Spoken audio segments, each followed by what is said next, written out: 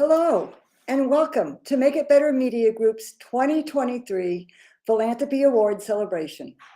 I'm Susan Noyes, founder of Make It Better, and I'm honored to represent our company, our foundation's board, our sponsors, Northwestern University's Kellogg School of Management's Executive Education Programs, CBS Chicago, Ketchupfire, and Wintrust, as well as the Academy of Judges, when I say we are so excited to introduce you to this year's winners. They deserve this recognition and all of the prizes and support which flow from this honor.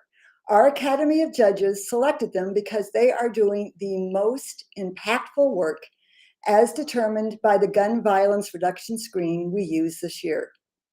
And because your time and attention are so valuable, we're honored and delighted that you have joined this live celebration or that you are watching the follow-up show on MIB TV2. Since the inception of these philanthropy awards, more than a decade ago, Wintrust has been a significant sponsor as well as a consistent champion of great nonprofits throughout Chicagoland. The bank hosted our annual red carpet celebration in their magnificent LaSalle Street lobby before the pandemic too. In appreciation of this, and because of Wintrust's deep commitment to the people and organizations in every community that the bank serves, the Make It Better Foundation is honored to give our inaugural Corporate Hero Award to Wintrust CEO and founder Ed Waymer. Hi, Ed. Thanks for joining. How you doing? Thank you, Susan. You are so welcome. I want to tell everyone a little bit about you and then pass the screen to you. Ed launched his first bank from the front porch of the Lake Forest home where he and his wife were raising 7 children, with the intention of serving the community he loved well and facilitating excellent work-life balance for all bank employees and its customers. Ed's philosophy and business model worked so well that Lake Forest Bank quickly grew to become Wintrust, Chicagoland's bank with locations throughout the region and beyond. Ed, thank you for your values, your example, the support of Make It Better and outstanding community organizations. Once again, congratulations to you for being the Make It Better Foundation's 2023 Corporate Hero Award. And congratulations to the entire bank too. Thank you, Susan. It's really an honor to accept this and accept it on behalf of the 5,500 people who now make up Wintrust. 11 people we started with, the 5,500, been a heck of a run. I'd also like to congratulate the other winners on their great work. And thank you, Susan. Been over, 14 years since we've been knowing each other, and you really have done a great job making it better for everybody. So it is part of our philosophy to give back, and long before the Executive Roundtable a couple of years ago came out and said, you have to take care of your shareholders, your customers, communities you serve, and your employees. We did it from day one. We've always done it, and we always will continue to do it, especially in the neighborhoods we serve. If you can make them better, it's better for business, better for everybody, and that's why we do it.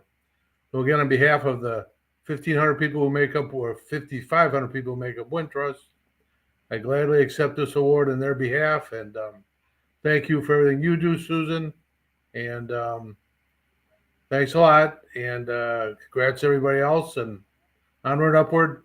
Our commitment, although I'm semi-retiring in a month, our commitment won't change. I'm going to chairman from CEO and intend to spend a little bit more time. No more 15-hour days for me. Go to 11-hour days, I guess. But anyhow, thank you very much, and everybody have a great day. Congrats, everybody, and thanks again.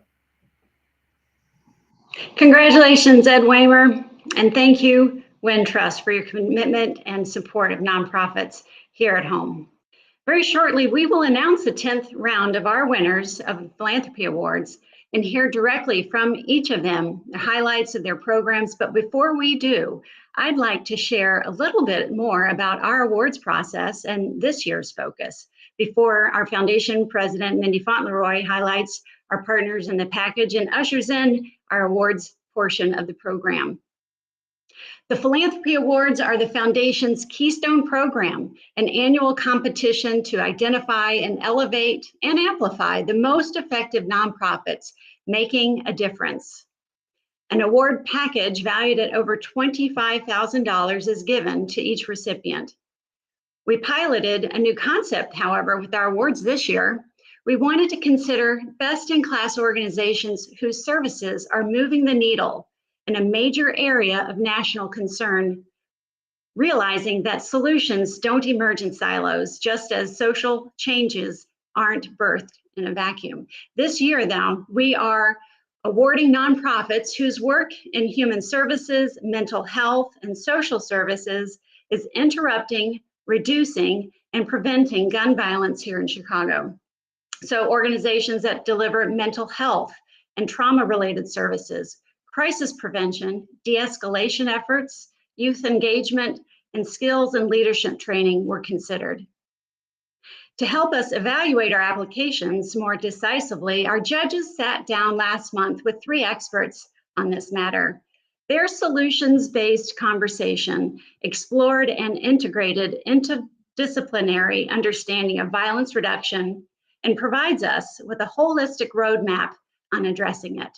Our experts were Rosanna Ander, Executive Director of the University of Chicago Crime Lab, Bill Andrew, former FBI Special Agent and co-founder and principal of PAX Group, and Jean Bishop, Cook County Public Defender. They discussed current trends in Chicago gun violence and what nonprofits are doing to make a difference. Here's a recap of that dynamic and compelling conversation. Lots of types of crime have decreased over the last several years. In the last couple of years, a particular type of crime, though, has increased significantly, and that is gun violence. Gun violence is hyper concentrated in a handful of neighborhoods. And so I think as we think about where to invest and how to invest, we need to be really following the data. We have 50 wards in our city. The gun violence isn't evenly distributed across all 50 wards. So really thinking about the place-based and the people-based intervention so that we can be reaching the folks who are bearing the harm. The average age of a homicide victim in Chicago is 27 years old. And because, again, our city is so segregated, we see that geographically the gun violence is concentrated, and that means also within populations. You know, really thinking about making sure that resources are reaching the individuals really facing the sort of highest risk and bearing the greatest burden. Well, one of the things we've seen is across the country, gun violence levels rising. And if you look over year, last year, about 48,000 Americans lost their lives to gun violence. About a little over half of those, maybe 58%, were suicide. But the one that really, I think, creeps into our consciousness is the targeted and mass violence, which in that 48,000 only represents about 2%, but it's growing, and it hits us in places that really terrify us. It hits us at the workplace. It hits us in schools. So targeted and mass violence, though a very small percentage in the overall violence, is really one that I think drives a lot of our consciousness. The biggest thing is I think that we're really understanding this issue in a much more comprehensive way. We're using public health models to look at violence, and particularly gun violence, and understanding that there's so many things we can do to prevent violence before it happens, whether it be targeted violence or mass violence or street level violence and even suicides. Now, the inputs for preventing that are different in each case, but the things that are common is that all of those inputs are deeply personal, deeply relationship-based, and require a high level of touch, understanding, and focused resources at a very local level. So understanding the data, some of the tools, And some of the models of things that have really worked well at reducing gun violence has become really important. And now we have a better understanding of what that is than we did even just a few years ago. To get to the root of why people feel that they need to arm themselves has so much to do with things that they need that they're not getting. Food security, mentoring, stable housing, some sort of access to a summer programs. I mean, there's a whole list of things that can make such a difference. We've had over 150 mass shootings in the city of Chicago since January of 2020, meaning four victims or more, and we have sort of normalized that. So I think one of the really important, untapped levers is the recognizing the level of trauma exposure, young people growing up in neighborhoods that have such constant exposure to gun violence. And so really thinking about what are the ways to deliver high quality services to those young people so that we don't create the sort of intergenerational transmission of the violence itself. The majority of victims of gun violence are over the age of 18 and actually well into their 20s, but there still have been over 1,000 youth under the age of 18 who have been shot over the last couple of years. So what can we do to make sure that young people who are disengaging or frankly being pushed out, that we are trying to keep them connected to educational opportunities? Yet we have something like 25 to 30,000 young people in our home city of Chicago that are no longer actively enrolled in school. And that is a population that we really need to be focusing on and thinking about really making sure that organizations are serving those highest need individuals. It's very coordinated, that every organization really needs to be owning the relationship with that individual, but they're probably not going to be great at everything that individual needs once that relationship has been formed. So they have to coordinate with other organizations that might be good at job training or social services or dealing with housing insecurity, because it's very difficult to expect one organization to be able to do that. Being able to be consistent, where these organizations have the same challenges as any organization of strong, consistent leadership, good governance and board support, good accounting practices and human resources, wellness programs for those workers that are out doing this difficult work.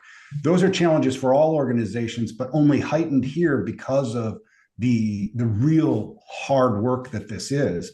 And finally, just maintaining that level of compassion.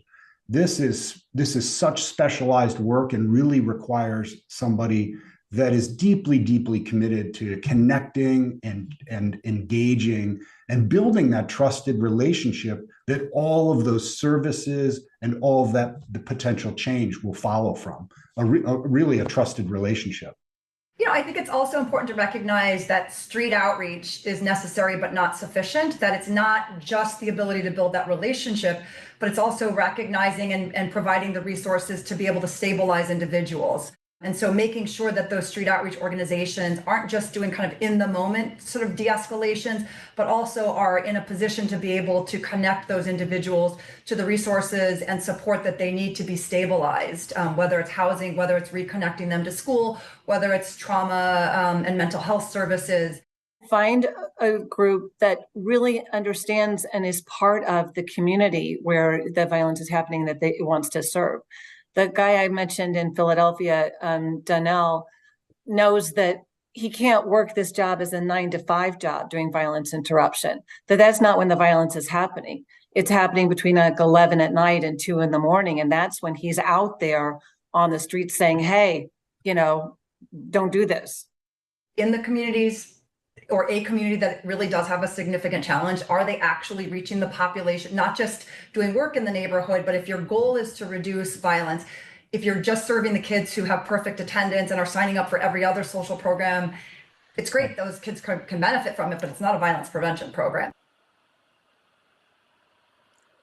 Hello, everyone.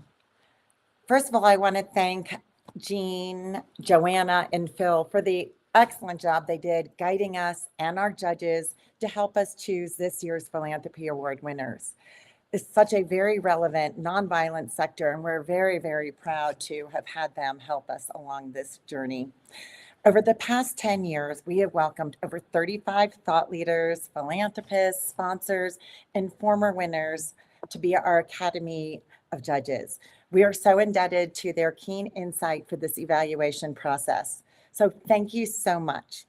And along with their panel expertise, our judges use our foundation's 5 lenses of efficiency, effectiveness, leadership, scalability, and excellence to select our phenomenal 2023 semifinalists and final winners. This year's class of semifinalists includes 7 outstanding organizations that we're really proud to announce.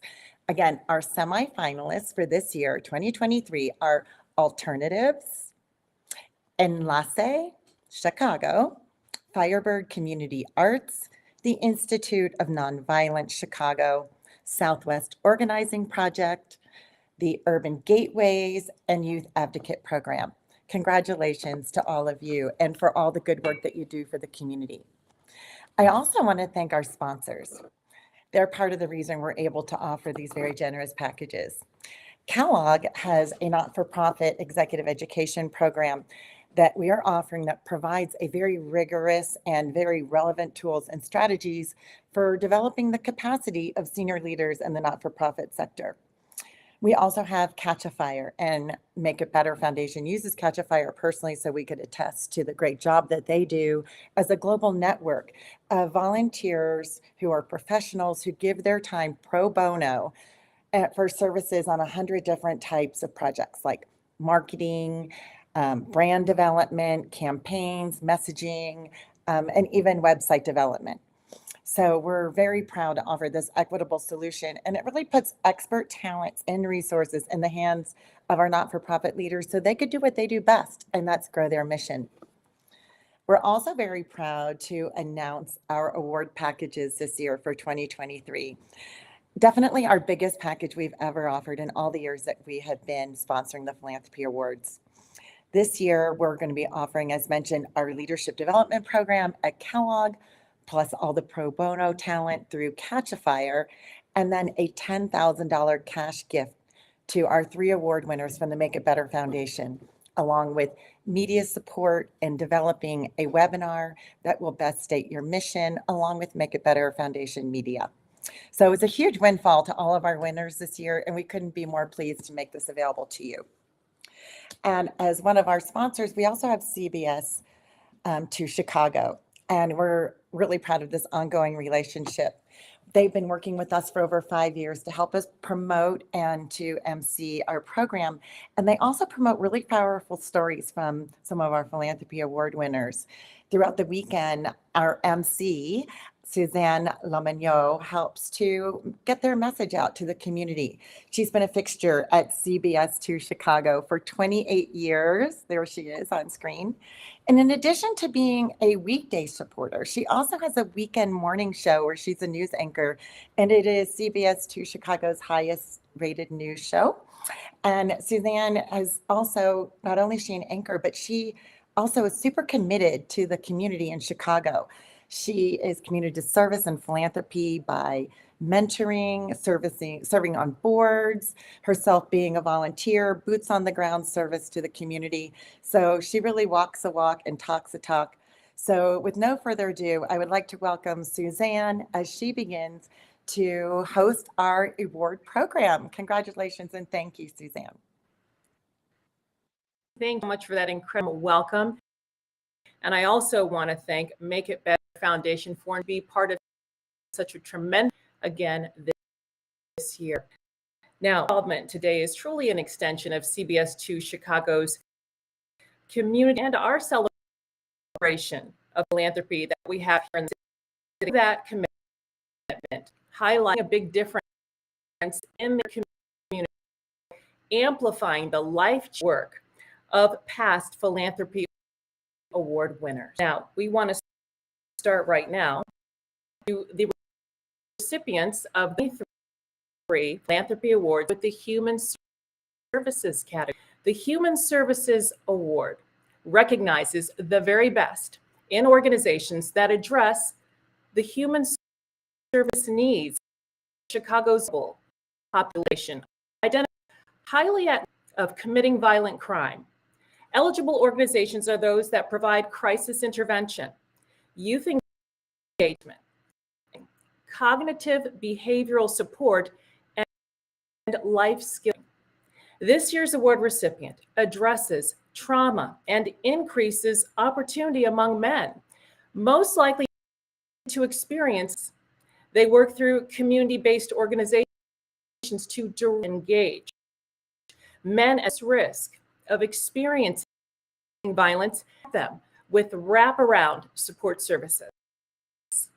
Even though the men they were 45 times more likely to experience than the Chicagoan, the program is reducing the likelihood of experiencing or perpetrating shootings and homicides by more than 30%. I'm very proud. The 2023 Philanthropy Award Women's Services, Ready Chicago. I'm actually from the west side and the south side of Chicago. Well, gun violence in my neighborhood is like very normal.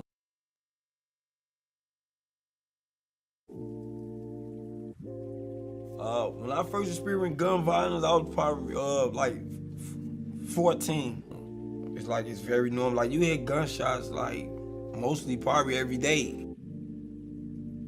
I feel like the people don't have any guidance. I feel like if you listening to a person, he don't know where he going. It's like the blind leading the blind. And that's why it's so hectic. It's like a wildfire. Because like here you got me like went to prison, but Ready giving me them chances that them people didn't give me. It's definitely opened up a lot of doors.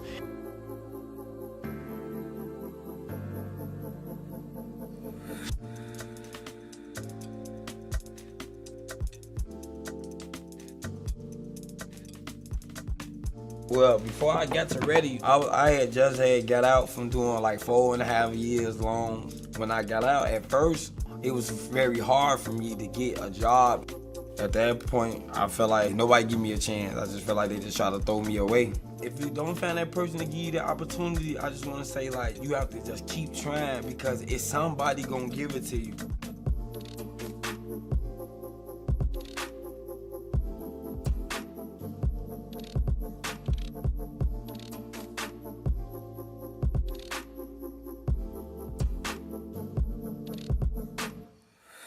It was one summer day.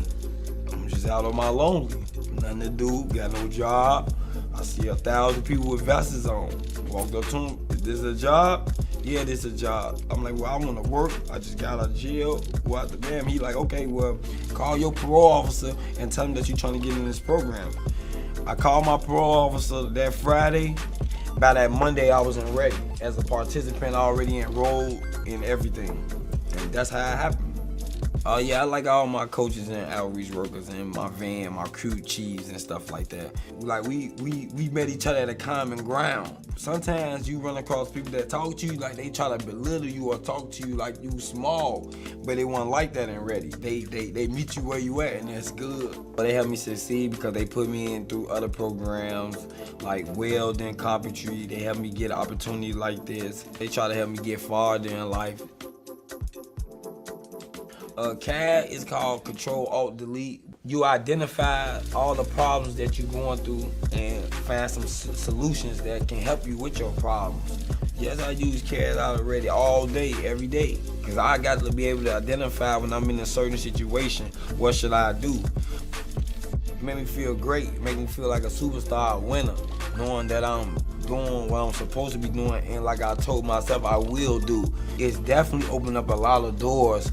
It's definitely showing people like it's another way. Ready giving me them chances that them people didn't give me.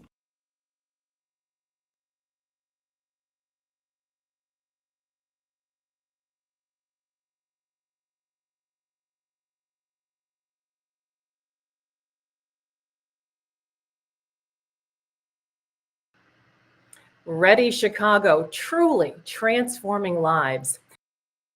Accepting behalf of Ready Chicago is Senior Director Jorge Matos.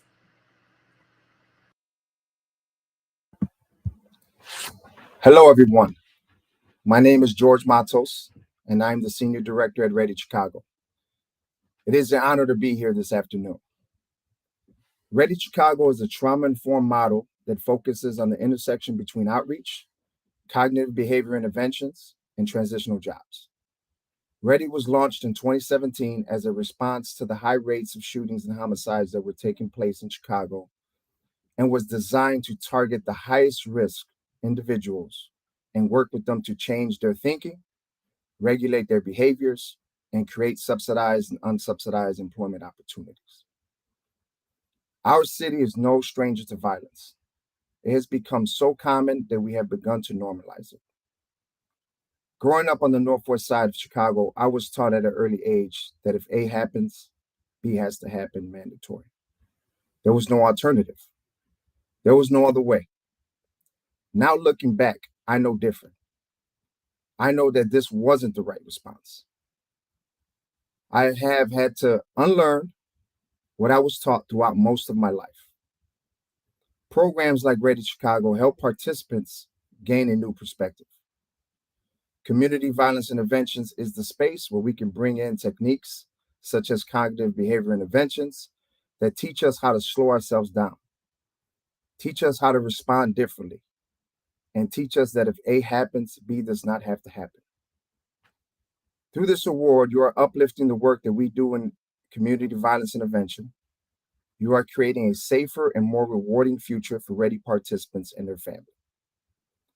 I would like to take a moment and acknowledge our staff and our partner organizations who are doing the work on the ground. It takes an entire community to create authentic change, and our team goes above and beyond each day, providing not just faith in our participants, but also critical resources that equip individuals to live safer and more fulfilling lives. Your investment in Red Chicago and our partners is vital in our efforts to reduce gun violence in Chicago, and I just want to thank you. Well, thank you, Mr. Matos. And again, congratulations to all of you at Ready Chicago for the success of your incredible program. Now, moving on to our second category, health and mental wellness. This award recognizes best in organizations that address the mental health needs of Chicago's vulnerable population, acts of violence in their community. Eligible candidates include organizations that promote self-esteem, self-care, and emotional well-being among youth and teens through trauma-informed care. This includes substance abuse awareness, recovery through arts, and other similar therapy. Now, this year's award recipient reduces the prevalence of community violence and its impact in North Lawndale and Roseland, providing trauma-informed to children, community violence, poverty, and loss. By addressing maladaptive coping skills and behaviors early on in a child's life, this program intercepts and positively their trajectory right into adulthood. I am really proud to announce the winner of 2023 Philanthropy for Health. You can.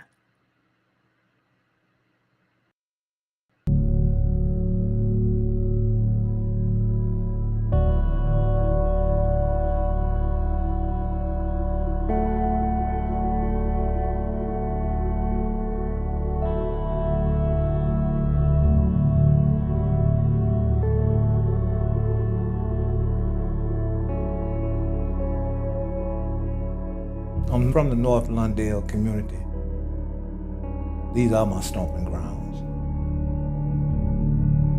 I'm 69 years old, and I have been in this neighborhood a long time. I have seen changes where the community used to look out for themselves, and right now, UCAN is looking out for the community. UCAN is a nonprofit organization that's been working with youth and families for 150 years. Violence Intervention and Prevention Services is our newest department, and we really take our services out to the streets to engage those who are likely to be violent or to be victimized. Our VIPS staff comes from different walks of life, different experiences. Many of them are former individuals who are on the streets themselves doing negative things, and they'll tell you that. Being a former gang member, I try to assess a person within the first few minutes of knowing them. Young men at risk, knowing the things that they've been through from adolescence through young adulthood. Not having a good support system at home, especially not having a father figure, plays a significant role in child development. I'm doing this type of work because I want to try to curtail some youths from going through some of the things that I have went through. I spent quite a bit of time incarcerated. You have to have a natural feel for it. You have to want to help the youth. You have to understand where they're coming from and where they're trying to go, because they know real and fake. That's one thing that I do love about the youth. They can spot a phony from a mile away. They can know if you're reading something that's been put in front of you, or you're telling them something that you're supposed to tell them because they feel like you are employed at a specific job. So the most important thing you have to do to be a part of VIPS is you have to be real. You have to be authentic. You can definitely put hope in the situation. It definitely put hope in the situation. God put this program like in my way, so it was like the program got in your way, huh? So that you could find a better way. Right, Yeah, like, no doubt. It came right in time, at a time I needed it. Many of the individuals that we work with come to us from referrals. Other organizations or schools or even like parents may say, you know, they've heard of us and they want to make a referral to our program. But most of our referrals come from our staff being on the streets.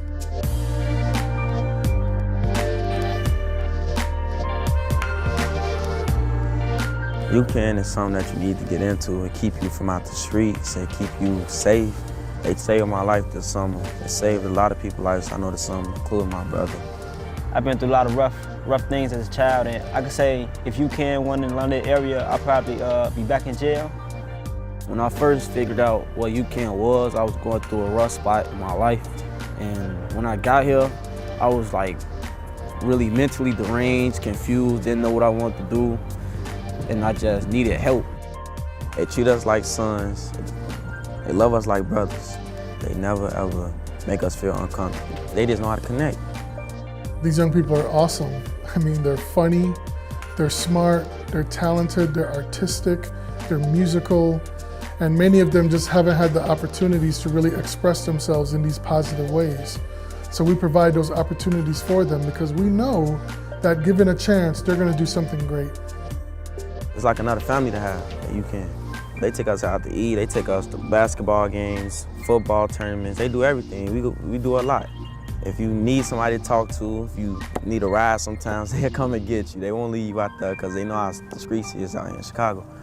Everybody's greeting you with a smile, they're supportive. They're hard on you when they need to be hard on you. Like if you're not doing what you need to do, they're on you. Like, hey man, you need to get to it, you need to do this. Like, they're there. And then when you're doing good, they're also there to support you and encourage you to keep going and keep moving forward.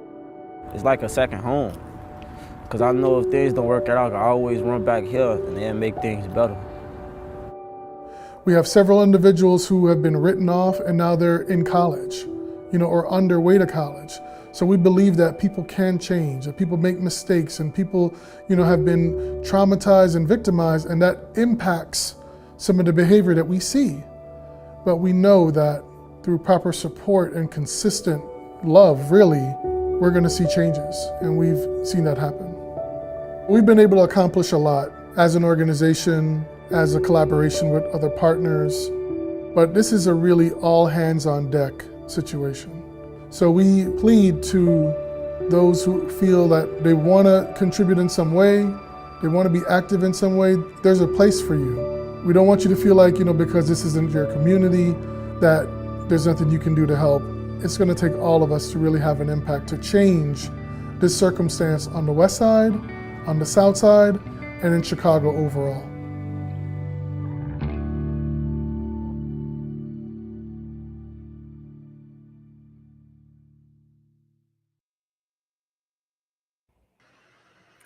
Accepting the award on behalf of Youth President and CEO, Krista Hamilton. Wow, thank you so much. Such amazing young people that we've heard from today in both of these videos. We are just really lucky to help save their lives and present them with amazing opportunities.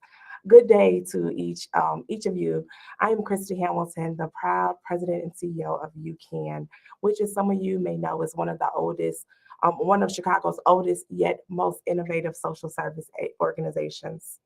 Here at UCAN, we're laser focused on helping build strong youth and entire families through our compassionate healing, education, and empowerment. And for the past 154 years, UCAN has been a sanctuary for youth who have suffered trauma and neglect through a clinical approach to healing that is united, culturally relevant, and consistent. This work is personal for me and the more than 600 dedicated staff who proudly and passionately serve thousands of families across Chicago and Illinois. I want to share my sincere gratitude to the Make It Better Foundation for recognizing us in this health and mental wellness category. We are extremely proud of the work we do here. We pride ourselves on providing a slate of relevant, impactful programs that support our vision, which is youth who have suffered trauma can become our future leaders. Our integrated, evidence-based programs are tailored to work with and advocate for those in under-resourced communities around Chicago. You know, we've been talking about violence intervention and prevention services, which is one of UCAN's largest programs. And we specialize in coordinating outreach activities with other organizations, like you'll hear from today, who are at the highest risk of violence involvement. The impact that we have had is the result of intensive, consistent, collaborative effort our violence prevention team gives with our partners that's helping to make Chicago a safer place for everyone. Our overarching goal is to demonstrate that violence prevention should be scaled so we can transform the lives of individuals like you've seen today on our videos. I am very proud to report, in partnership with our other honorees today, we have reduced violence and reduction in shootings by 41% in the North Lawndale community over the last year, which is the largest drop in any community in Chicago.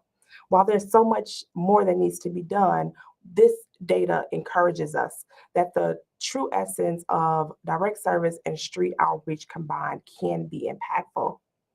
When it comes to health and mental wellness, UCAN's Behavioral Health Department provides outpatient therapy to those who have experienced trauma.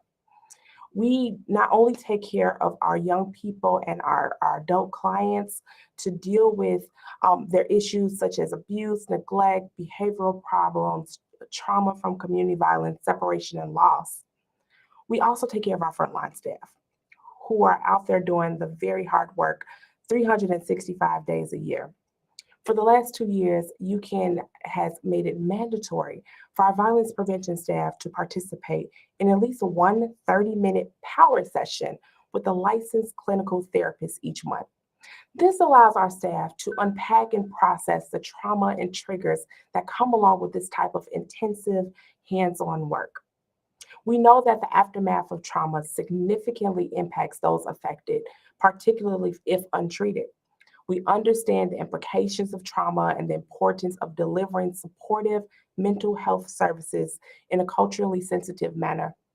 Our experience means that we know the importance of creating and evaluating quality individual treatment plans to meet our clients and our staff needs. In closing, I am hopeful that I've shared some interesting insight on who we are, what we do, and how we do it, and why we do it. All in the name of excelling as an organization that provides a continuum of care that meets clients where they are. We consider UCAN to be a pillar and partner in the community, and we certainly are humble, community-focused recipients of this recognition by the Make It Better Foundations. Congratulations to our fellow honorees and our partners, and thank you again for recognizing the passion and purpose that drives our work. Again, truly, your work, changing the lives of so many. Thank you for all you do. And once again on the work that you here in Chicago. So our this afternoon, the Social Award. Now, the Social Services Award recognizes the best organizations that address the social service needs in Chicago's vulnerable neighborhoods, as highly violent crime, and eligible candidate category include organizations that provide non-training, local collaboration, violence intervention, and de-escalation support, as well as community. This year's award recipient convenes community-based citywide organizations to deploy peacekeepers or violentists to implement hyper-local violence reduction activities in Chicago community hotspots disproportionately impacted by gun violence. I am truly proud to announce 2023 Philanthropy Awards Social Services Metropolitan Initiative Division of Metropolitan Family Services.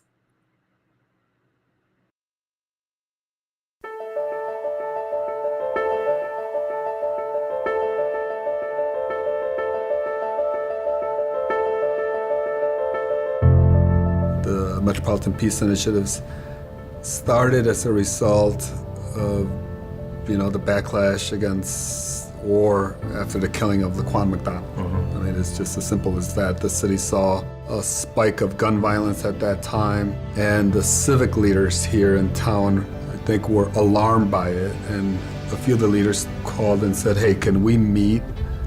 And I said, well, why don't we just come on a Saturday to MFS and let's whiteboard stuff. Rick saw that Metropolitan had a role to play in addressing gun violence. It would be the first time in the history of the city where two men of color are leading a program of this kind that look just like the kids that are being shot. Both care deeply about this issue and about our children and our young men and people. And I just thought you would be the ideal partner. We had to start to build a team. That team ultimately evolved into what we call Metropolitan Peace Initiatives, which over time became its own division within Metropolitan Family Services that convene Communities Partner for Peace, that administers the Metropolitan Peace Academy, but then also provides some direct services for all of the CP4P partners, whether it's behavioral health, whether it's workforce development, whether it's our Justice Corps, which is run by our Legal Aid Society. We just responded, as we always do, to the community's need. The community's saying, hey, we need you engaged through our hyper-local partners. And even if our engagement was back office, we felt like we were making a contribution because we were helping raise money, provide research, provide evaluation, provide supports, provide training. Like, that's a good contribution. We're still kind of on the prevention side, if you will, but the experts are doing the intervention. Because one of the things we've known is that we started the work thinking about, our partners and building the capacity of our partners so that they could then work with the local folks and the highest risk individuals. But I don't know that we anticipated, today where a lot of our work is like the infrastructure, of those organizations. But we know that the way we've done our work, and I think our partners would say that, most of their budgets have doubled at least since they've gotten started with us, and that they're all better off. People want to do their own thing. Our job is the difficult job of trying to bring them together. They keep coming apart, and we keep bringing them together, keep coming apart, keep them together. Some come out, bring them back in, and that'll continue to be our role.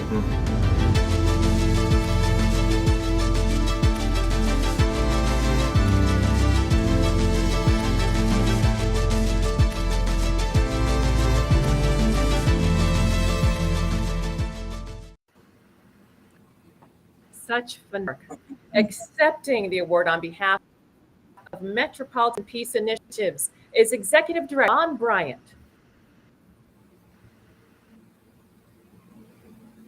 Thank you guys for the award. We're humbled.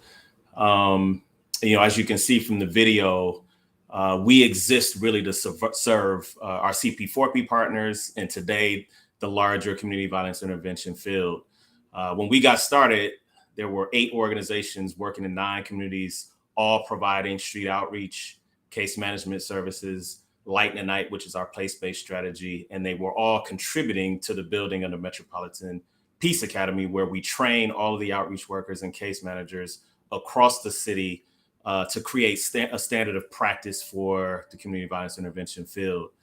Over time, we thought we needed to establish a formal department within Metropolitan Family Services as we started to grow. So in 2019, we established a behavioral health department within Metropolitan Peace Initiatives. About a year later, we started the Justice Corps, which is a team of lawyers who provide civil legal aid services for CP4P and CVI. And then we also started a workforce development program where we do really job readiness training. We don't want to reinvent the wheel, but creating bridges to existing systems. And today we have established MOUs with a couple of hospitals in the area.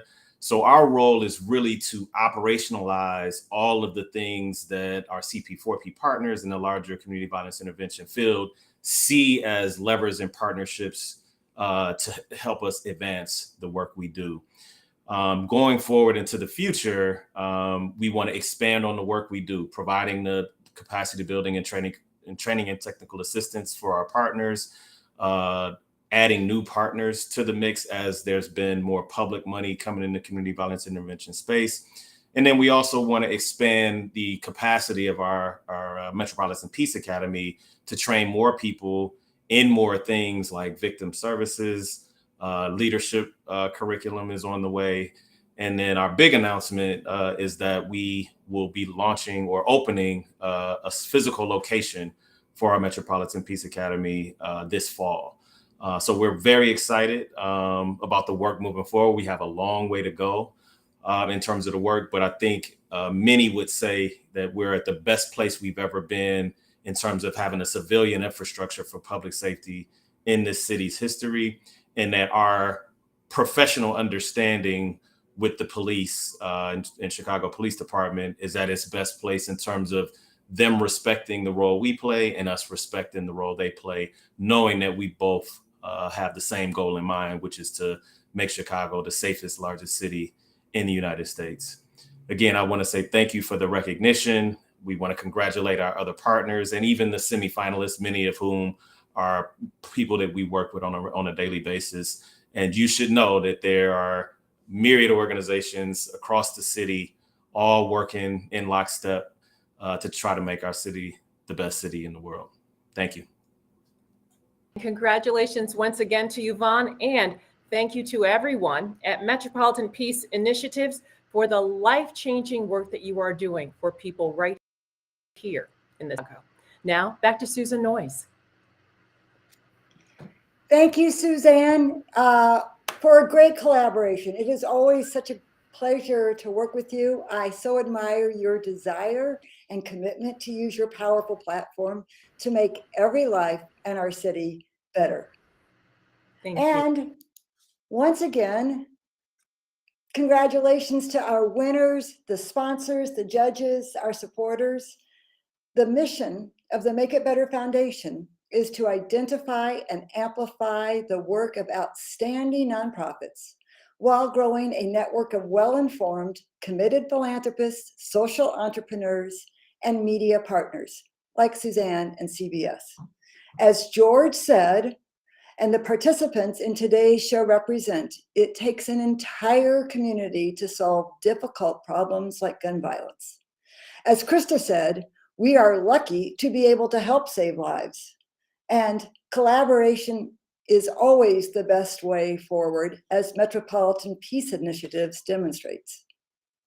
You too can make a real impact on gun violence by simply sharing this video and the rest of our follow-up content, as well as by donating to or volunteering for the winning and runner-up nonprofits.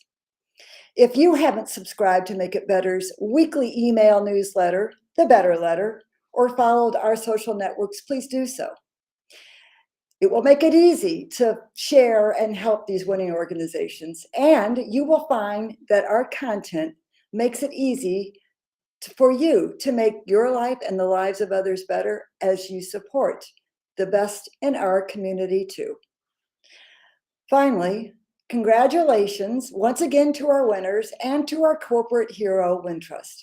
Thank you to all the experts who have contributed and to today's content and to helping to choose our winners.